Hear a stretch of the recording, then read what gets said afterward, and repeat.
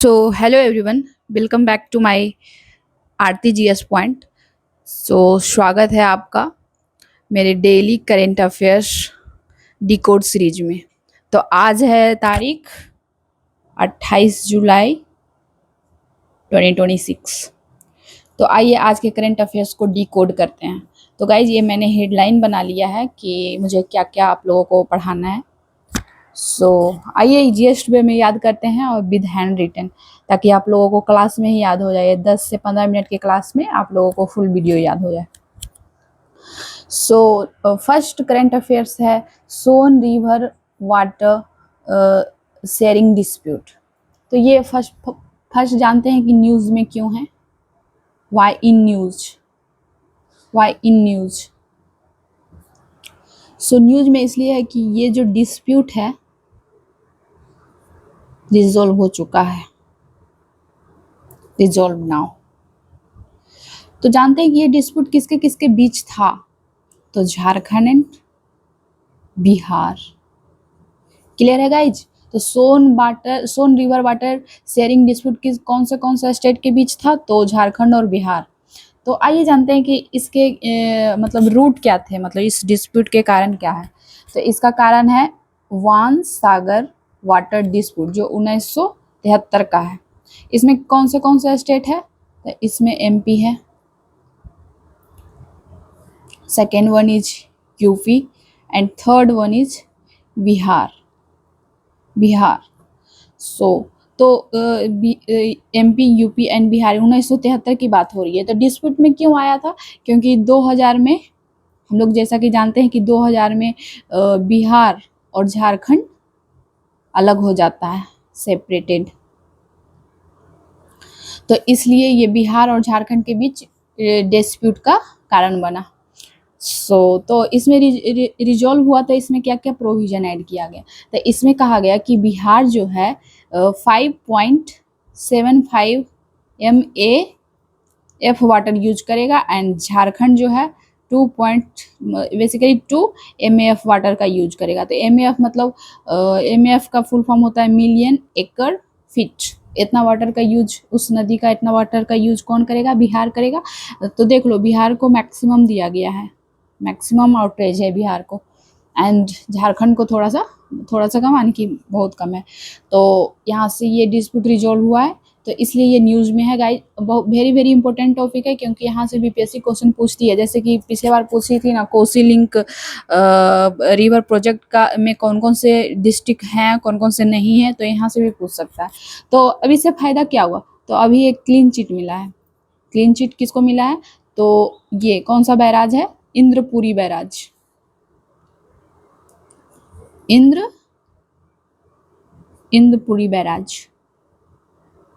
Indrapuri barrage को क्या मिल गया है। तो क्लियरेंस मिल गया कि हाँ अब इंद्रपुरी बैराज जो सोन रिवर पर टू बी बनाने का जो वो था, प्रोजेक्टेड था, अब इस रिवर पे हम बना सकते हैं। कौन सा बैराज, इंद्रपुरी बैराज। याद रखो इंद्रपुरी बैराज को क्लियरेंस मिल गया है। तो आइए देखते हैं कि इंद्रपुरी बैराज में कौन कौन सा डिस्ट्रिक्ट कवर करता है बिहार का। तो याद रखो रोहतास, कैमूर, बक्सर, भोजपुर, अरवल, गया जी। सो गाइज ये था सोन रिवर वाटर शेयरिंग डिस्प्यूट। तो ये न्यूज़ में क्यों है, क्योंकि अभी हाल ही में इसका डिस्प्यूट वो हुआ है, क्लियर हुआ है, मतलब कि ख़त्म हुआ है। किसके किसके बीच है, बिहार झारखंड के बीच है। तो बिहार कितना वाटर यूज करेगा एंड झारखंड कितना वाटर यूज करेगा, ये मैंने बता दिया। और क्लियरेंस किसको मिला है। तो इंद्रपुरी बैराज को, इंद्रपुरी सोन बैराज को क्लियरेंस मिला है। तो इंद्रपुरी बैराज में कौन कौन से डिस्ट्रिक्ट है ये मैंने कवर किया हुआ। तो यहाँ से आई थिंक अब तो इससे कोई टॉपिक नहीं छूट रहा है जहाँ से क्वेश्चन छूट जाए और नहीं बने। तो यहाँ आप लोग इसे नोट डाउन करिएगा, पूरा शॉर्ट में है, हैंड रिटेन है। मैंने इस पे 5 मिनट दिया है, तो आप लोग इसे बढ़िया से याद कर लो। नेक्स्ट है पब्लिक एग्जामिनेशन एक्ट जो 2024 की है, 2024 की एक्ट है। ये एक्ट का बेसिक एम क्या है पर्पस। तो एंटी पेपर लीक मतलब पेपर लीक जितने जो भी लोग इसमें संलिप्त हैं उसके रिगार्डिंग कोई बहुत बड़ी कड़ी एक्शन लेना है। तो इसका प्रोविजन क्या था? प्रोविजन क्या था? क्या था? तो क्या था मैंने इसलिए बोला क्योंकि अभी रिसेंटली अमेंडमेंट हुआ है इसमें। अमेंडमेंट के लिए बिल को वो पास किया गया है, बिल पास्ड बाय कैबिनेट। तो इसलिए ये न्यूज में है। तो प्रोविजन इसका पहले प्रोविजन क्या था एंड नाउ प्रोविजन क्या है? तो देख लो गाइज, यहाँ से क्वेश्चन आ सकता है क्योंकि पेपर लीक इतने बड़े प्रोटेस्ट हुए सीजेआई का, तो यहाँ से तो क्वेश्चन बनता है। तो पहले इसमें प्रोविजन था कि अगर कोई भी पेपर लीक में संलिप्त पाया गया तो 3 से 4 साल की सजा एंड 10 lakhs फाइन। तो देखो गाइज, पेपर लीक करने वालों को ये बहुत कम लगा कि अरे चलो 3-4 साल का तो सजा काट ही लेंगे, 10 ही लाख रुपया है ना, तो एक पेपर लीक कराएंगे तो 20 से 30 लाख आएगा, 10 लाख दे देंगे, क्या ही हो जाएगा। तो इससे वो लोग नहीं मान रहा था, फिर भी पेपर लीक कराया जा रहा था। तो इसलिए अभी न्यू प्रोविजन क्या आया है कि आपको पता है 10 ईयर की सजा होगी, 10 ईयर की सजा, कारावास कारावास इन द सेंस आपको सजा हो सकती है। एंड नेक्स्ट है इसमें फाइन पता है कितने की है? 10 करोड़। ओ माय गॉड, अच्छा खासा फाइन है। तो अब पेपर लीक करने से पहले 10 बार सोचेगा, लेकिन देखते हैं कि अब पेपर लीक होता है कि नहीं। तो मुझे लगता है ना गाइज कि पेपर लीक करने वाले को तो डायरेक्ट इनकाउंटर करना चाहिए या फांसी दे देना चाहिए, एकदम डेथ सेंटेंस डायरेक्ट, ताकि पेपर लीक ना हो। तो या समझ में आ गया कि पब्लिक एग्जामिनेशन एक्ट जो था ये कब लागू किया गया था? तो 2004 में। इसका एम क्या था? तो एंटी पेपर लीक प्रोविजन को एंटी पेपर लीक था, मतलब कि जो पेपर लीक करता उसके खिलाफ बड़ी से बड़ी कार्रवाई करना। तो प्रोविजन पहले क्या था और प्रोविजन अभी क्या है? अभी वाला प्रोविजन याद रखो, यानी कि 10 साल की सजा है, 10 करोड़ फाइन है। So let's move to next current affair, that is Field Medal Award 2026 VVI। जितना भी स्टार लगा लो कम है, जितना भी स्टार लगा लो कम है, यहाँ से क्वेश्चन आएंगे ही आएंगे। फील्ड मेडल अवार्ड 2026 पहले जानते हैं कि ये रिलेटेड है किस फील्ड से? मैथ से, मैथमेटिक्स, मैथ वाले फील्ड से रिलेटेड है। तो ये न्यूज में क्यों है? क्योंकि अभी रिसेंटली 4% है जिनको ये अवार्ड दिया गया है, 4% अवार्ड दिया गया है।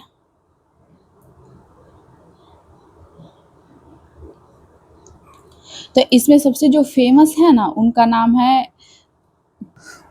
है होंग बोंग। देख रहे हो कैसा नाम है, होंग बोंग। ये सब गेस करो कहाँ के हो सकते हैं? तो ये है चाइना के, और ये फीमेल है इसलिए भी ज़्यादा इम्पोर्टेंट है। ज़्यादा इम्पोर्टेंट क्यों है? क्योंकि ये जो होंग वांग है ये फीमेल है, इसलिए ये ज़्यादा इम्पोर्टेंट है। तो ये फीमेल जो है ना, वो 3rd नंबर की बनी है जो अभी तक ये अवार्ड मिला है। टोटल 3 फीमेल को मिला है। तो आइए जान लेते हैं कि फर्स्ट फीमेल कौन है और सेकंड फीमेल कौन है। तो फर्स्ट फीमेल है मरियम जो ईरान की है एंड सेकंड फीमेल है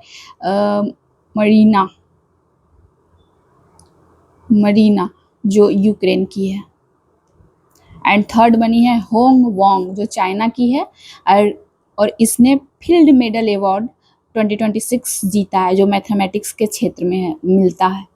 तो सोच लो गाइज, कितना ये मैथ में पढ़ने में बहुत तेज होगी, तभी ना मिला है। क्या कोई इंडियन को अभी तक ये अवार्ड मिला है? तो आंसर है नो। इंडियन को मिला है, इंडियन को तो नो। इंडियन ओरिजिन को मिला है गाइज, इंडियन ओरिजिन को मिला है मेरे फ्रेंड्स।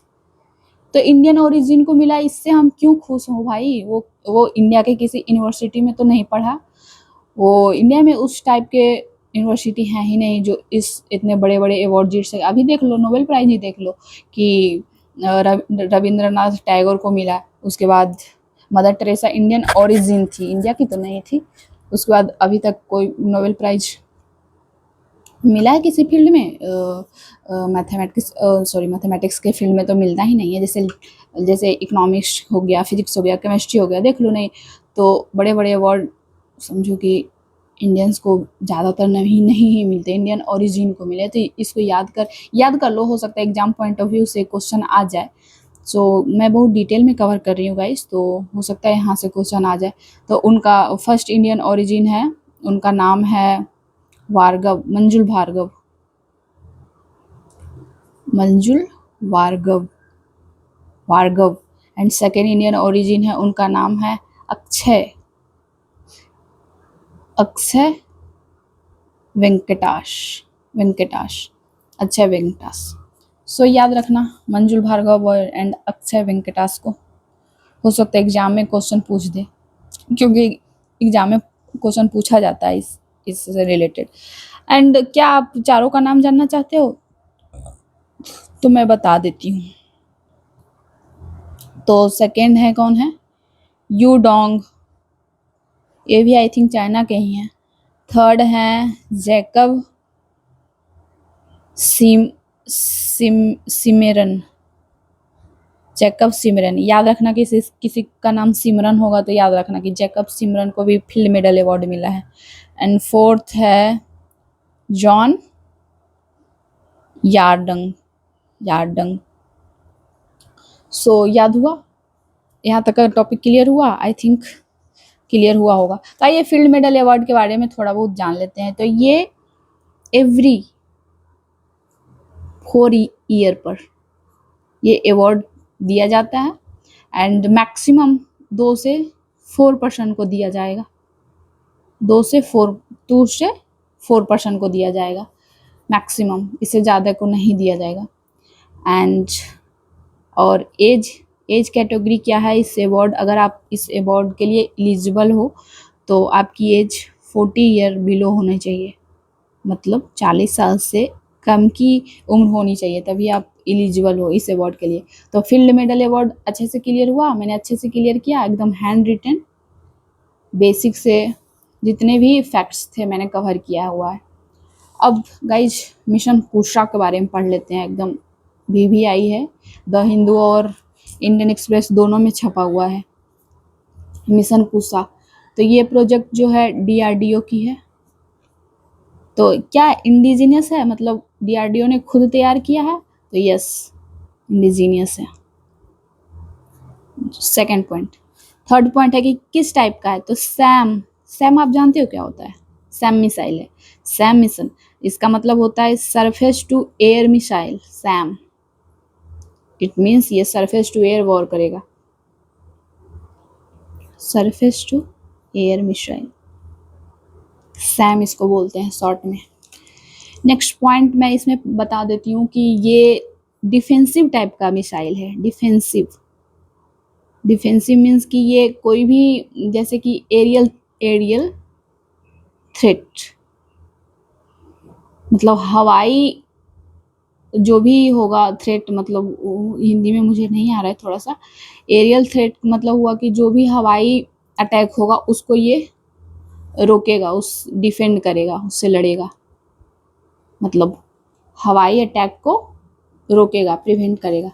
तो ये है मिशन कुशा, DRDO ने तैयार किया है, इंडिजिनस है, सैम है, सरफेस टू एयर मिसाइल है एंड डिफेंसिव है। इट मीन्स कि एरियल थ्रेट को रोकेगा, प्रिवेंट करेगा, प्रिवेंटस। सो गाइस आई थिंक यहाँ तक क्लियर हुआ। तो अब नेक्स्ट करंट अफेयर्स पे चलते हैं। ये है Henley passport index, Henley passport index में इंडिया की क्या पोजीशन है एंड टॉप पे कौन है, बॉटम पे कौन है, इतना जानना है। उसके बाद थोड़ा बहुत फैक्ट्स के बारे में जान लेंगे कि बेसिकली हेनले पासवर्ड इंडेक्स क्या है और इसका क्या एम है। तो टॉप पे है सिंगापुर, बॉटम पे है अफगानिस्तान, पाकिस्तान रहता तो और ज़्यादा अच्छा रहता, अफगानिस्तान है बॉटम पे। और इंडिया की रैंक है 81, जो फैब 2026 में जो रिपोर्ट आई थी हेनले पासवर्ड इंडेक्स की, उसमें इंडिया की रैंक थी 25th। अभी रैंक कितनी है? 81st इंडिया की रैंक है।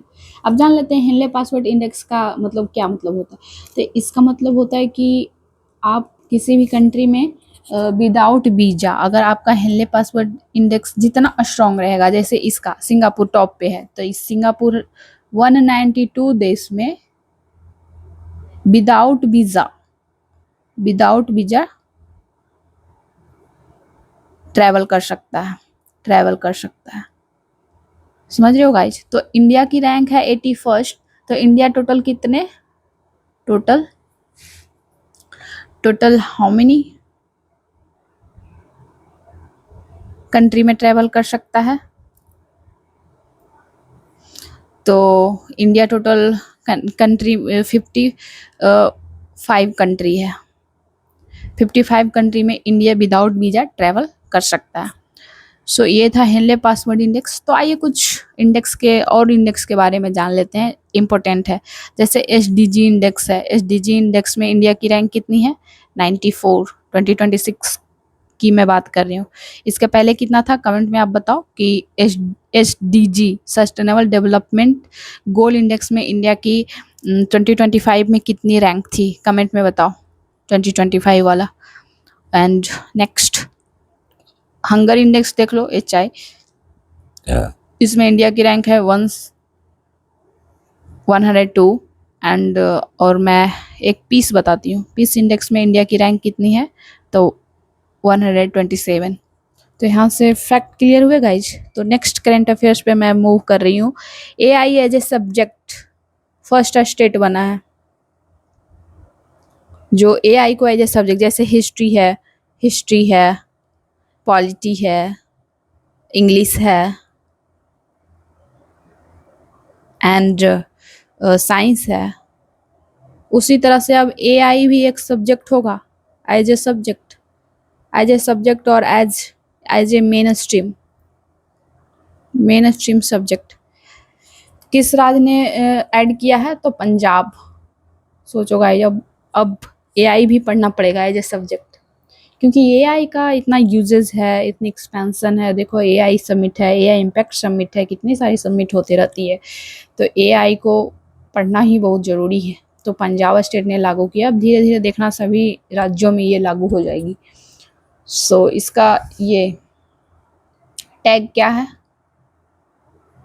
हर बच्चा स्किल सीखेगा। हर बच्चा स्किल सीखेगा। सो ये इसकी टैगलाइन है। तो याद रखें कि AI as a subject first कौन सा स्टेट है जिसने ये लागू किया है? तो पंजाब।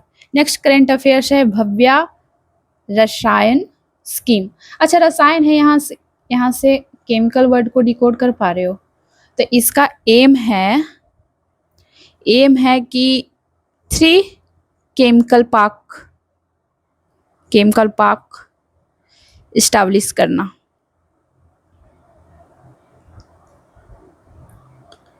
इंडिया में। तो आइए देख लेते हैं इसकी ये टाइम पीरियड क्या है। तो टाइम पीरियड 2026 2027 टू 2030 2030 से 2031 तक, ये इसका टाइम पीरियड है। सॉरी गाइस, नहीं दिख रहा था आपको। ये 2026 से मतलब टोटल 5 ईयर 26 27 से 30 31 तक टाइम पीरियड है। इसका एम मैंने बता दिया कि 3 केमिकल पार्क इस्टेब्लिश करना है। एंड इसका टाइम पीरियड मैंने बता दिया। अब फंड एलोकेशन मैं बता देती हूँ। फंड एलोकेशन VVI बहुत ही इंपॉर्टेंट, ये भी बहुत ही इंपॉर्टेंट है। करंट अफेयर्स, सारे करंट अफेयर्स इंपॉर्टेंट ही है गाइज। 5 से 6 करंट अफेयर्स 8 तो मैं कराती ही हूँ, तो सारे इंपॉर्टेंट है। कोई भी एग्जाम के लिए आप इधर BPSC अटेम्प्ट कर रहे हो, बिहार दरोगा हो, और यदि any other government exam central level की और स्टेट लेवल की हो, तो आपको ये हेल्प कर सकता है। सो आइए जान लेते हैं कि फंड एलोकेशन इसकी है 3030 करोड़। सो ये इसकी फंड एलोकेशन है। तो स्टेटमेंट वाइज, अब तो स्टेटमेंट वाइज का क्वेश्चन का वो पैटर्न आ गया है। तो आपको फंड एलोकेशन दे देगा स्टेटमेंट में कि the fund allocation for Bhavya रसायन स्कीम इज 30 करोड़। तो आप कंफ्यूज कर जाओगे कि नहीं कैसे, ये यहीं पे ये अगर ऐसा रहता तो ये क्वेश्चन गलत है स्टेटमेंट वाइज। तो आप ऐसे, इसका आंसर है 3030 करोड़ रुपीज़ फंड एलोकेशन है। और एक मैंने नोट में ये बात लिखा है कि एक भव्या स्कीम है, एक भव्या रसायन स्कीम है। तो रसायन आएगा, जैसे केमिकल पार्क वाले वर्ड को डिकोड करना अपने माइंड में और चले जाना कि इसमें 3 केमिकल पार्क्स के इस्टेब्लिशमेंट करना है। एंड भव्या स्कीम में क्या है कि इसमें आपको 100 इंडस्ट्रियल पार्क के इस्टेब्लिशमेंट है। 100 इंडस्ट्रियल पार्क इस्टेब्लिश करना है, तो कंफ्यूज नहीं होना है भव्या स्कीम में और भव्या केमिकल स्कीम में। सो गाइज, आज के मैंने पूरे करंट अफेयर्स को कवर किया है। तो टोटल करंट अफेयर्स कितने हैं? 1 2 3 4 5 6 7 करंट अफेयर्स। तो आइए फास्ट में रिकैप कर लेते हैं कि आज हमने क्या कौन कौन से करंट अफेयर्स पढ़ा। तो फर्स्ट बताओ कौन से थे?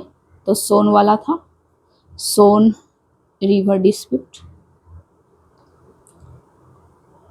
जो कि रिजॉल्व हुआ है फर्स्ट।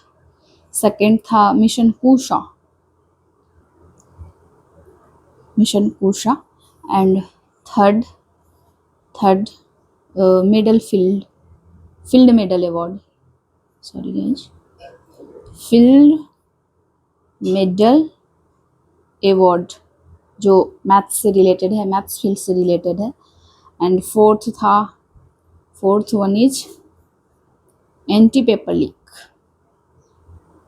पेपर लीक वाला जो हमने करवाया कि पब्लिक एग्जामिनेशन एक्ट 2024 वाला था, उसमें क्या अमेंडमेंट हुआ है, फोर्थ हो गया। यहाँ पे फिफ्थ में चलते हैं कि हेनले पासपोर्ट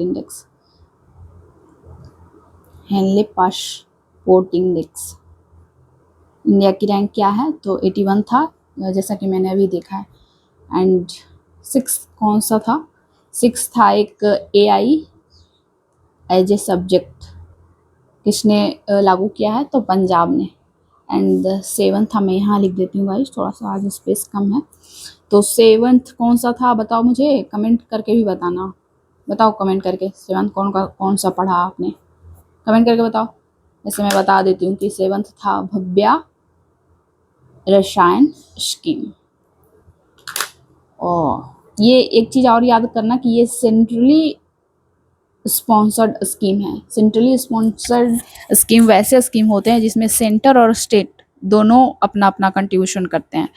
तो ये था हमारा आज के टॉप करंट अफेयर्स। सो अगर आपको अच्छे से देख लो, अगर आपको यहाँ से कुछ सीखने को मिलता है तो मेरे चैनल को सब्सक्राइब करें, लाइक करें, शेयर करें।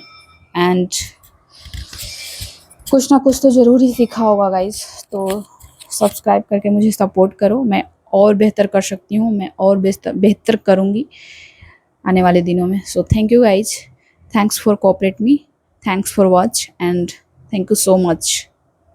Bye bye, take care. मिलते हैं कल के करंट अफेयर सीरीज में।